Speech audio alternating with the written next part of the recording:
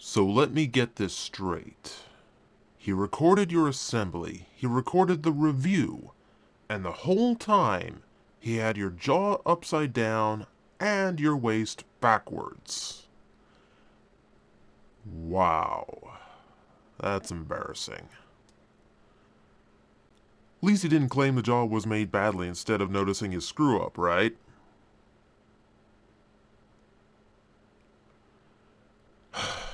Do I really have to do this?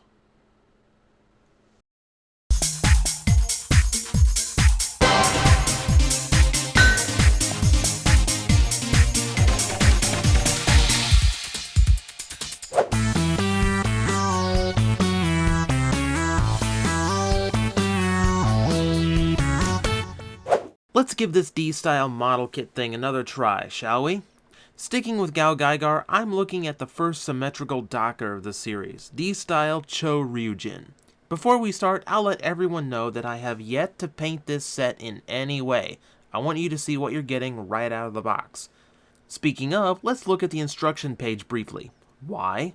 'Cause I kinda didn't want to film the assembly this time. Like a poorly framed fast motion assembly segment was interesting. Actually, I just wanted to take my time and enjoy it. This is about a 3 or 4 hour build depending on your skill at this, nothing too complicated. Though you will want to watch out for the polycaps. There's 3 sprues of them marked number 1. Pay attention to what color the instructions are asking for. Beyond that, nothing too challenging. This was an enjoyable build. Alright, let's talk actual plastic now, starting with the vehicle modes. Since they're twins, we'll be covering them at the same time to avoid getting repetitive, starting with Enryu's fire truck mode. Did mention these were unpainted, right? Good. In that case, no real surprises here. Enryu makes for a very blocky fire truck, with no real detailing apart from the windshields, though the white ladder does help things. Naturally, the wheels are just molded in, and the ladder doesn't extend, though it has a universal joint, so it can raise and turn just fine. I guess the detail I can't overlook is the chest shield stuck on top of the vehicle, which is in the right spot, just a lot more obvious. Yeah, it comes with being chibified. Certain body parts get much bigger and harder to hide on the toy. Then again, it could be worse. Poor Hyoryu, there's really no hiding that head, is there? Even as the cab for the crane controls.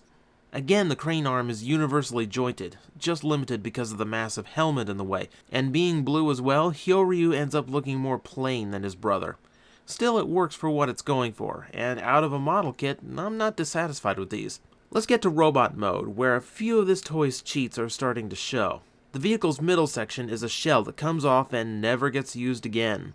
Also, the heads for both are separate parts completely. You'll see why in a minute. For now, I will credit the design for trying to retain some of the original transformation, especially in the arms.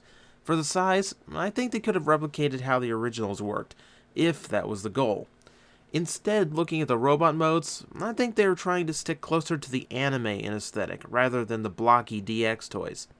Here we get our first real look at the super deformed nature of this toy, with both rocking the big heads and feet.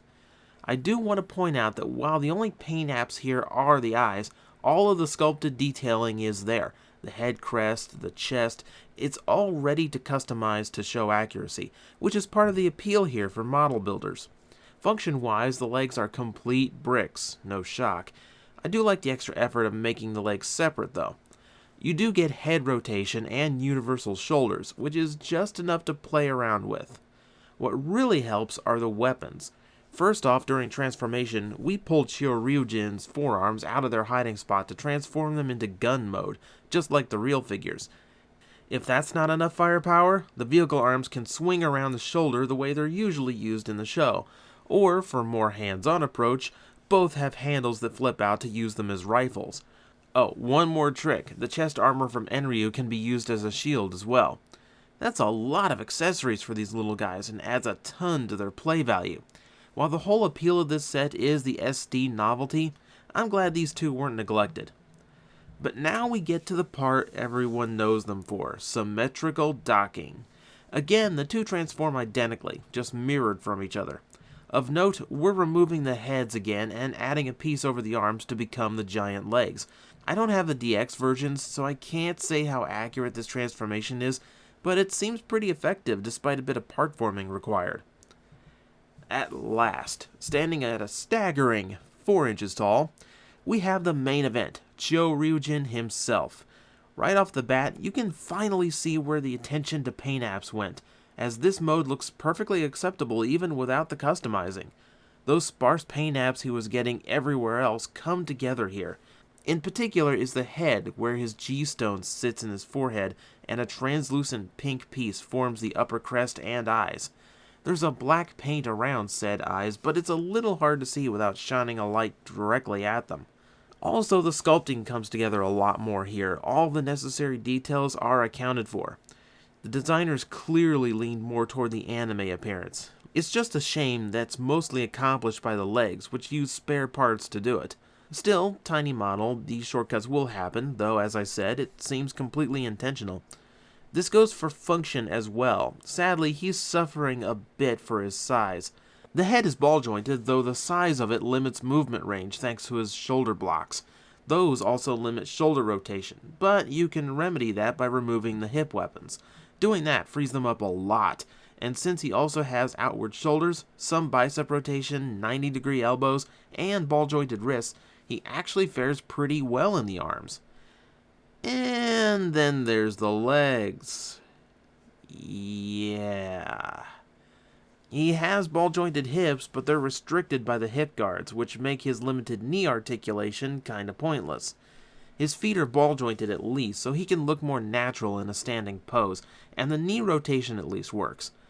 There's also some features I like. The forearm guns are included for action shots, and he still has both of his hip rifles that can rotate to the front for his signature attack, or be used as tonfas, and I'm happy to see that function retained despite the limited articulation.